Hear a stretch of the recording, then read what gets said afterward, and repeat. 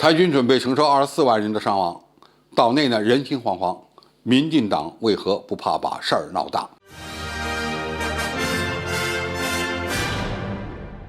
观众朋友、网友朋友，大家好，我是付建少。近日，民进党当局与台湾军方令人意外地开始释放恐慌情绪。继台防务部门负责人要求驻守东沙群岛的守军准备战死之后，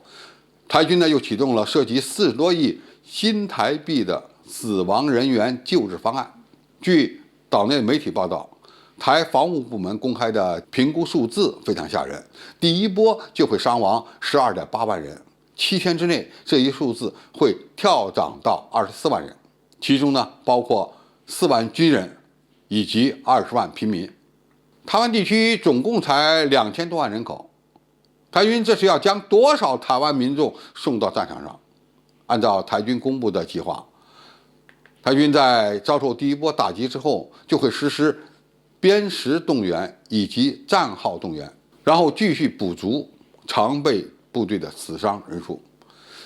其对生命的冷血态度令人着舌。台军的计划不是闹着玩的，而是规划在2024年之前以8.84亿台币增购精准医疗救护技术等相关设备，计划筹备12项269件卫勤装备，就是为了继续维持台军的整体战斗力。直到现在，中国大陆对台湾问题的政策依然是和平统一，武力统一只是针对那些台独分裂分子的，是我们压箱底的手段。中国大陆实际上早已经掌握了解决台湾问题的主动权，我们想什么时候解决都可以，甚至呢可以选择我们想要的方式。当然，我们希望是对整个中华民族都最好的方式来解决这个问题，在我们觉得最有利的时机完成这一历史使命。现在呢有点奇怪，中国大陆还在争取和平解决统一的问题，同时呢也在做好武力解决的准备，而台军不但在做以武拒统的准备，而且呢还在台湾社会故意渲染恐慌情绪。台军负责人前几天还强调说坚决不打第一枪，现在又为什么要这样宣传这样做呢？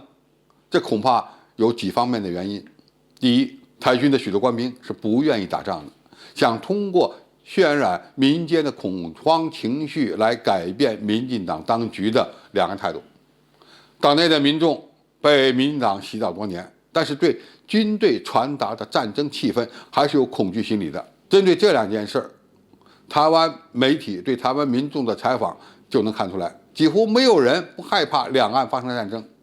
东沙岛的守军甚至坚决要逃跑或投降，而这样的民意也会反过来对民进党的高层的挑衅形成相应的制约。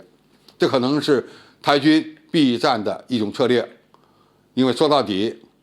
台湾的士兵谁也不愿意为民进党当局当炮灰。第二，台军呢故意在向国际社会卖惨，以博取同情心。台军不断地强调自己不会主动开火，承认大陆在2025年具备全面攻台能力，都是在博取国际社会的同情。民进党同样如此，他们要把自己说成是西方对抗中国大陆崛起的桥头堡，同样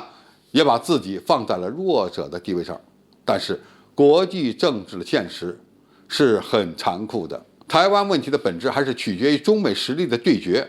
台军的这种手段有点太 low 了。第三呢，台军在争取更多的资源，为以武拒统做准备。因为台军呢仍然不死心，只想通过渲染两岸的紧张气氛，要求台湾地区当局能够给予更多的经费。光是今年，台湾地区当局就编列了2000多亿新台币的紧急预算，这些呢都将影响未来几年台军的备战工作。当然还有第四点，就是民进党也想通过这样的恐慌情绪来绑架岛内的民意，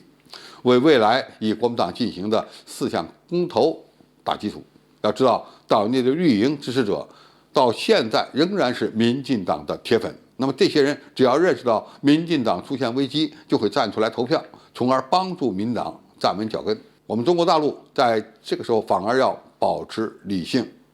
既然我们掌握了解决台湾问题的主动权，我们就有能力在自己想要的时候开启历史进程。不管台军怎么蹦跶，也不管台湾地区当局的领导人怎么瞎折腾，我们军事准备的工作只会越来越充分，越来越扎实。至于台军想以武拒统，那恐怕伤亡人数就不是他自己能够估算出来的，因为结果还将取决于解放军的实力、精确制导武器的发展和台军愿意死伤多少人。有一个原则是不会变的，那就是两岸最终会实现统一，这个原则是不会变的。当然，到底是和平统一还是武力统一，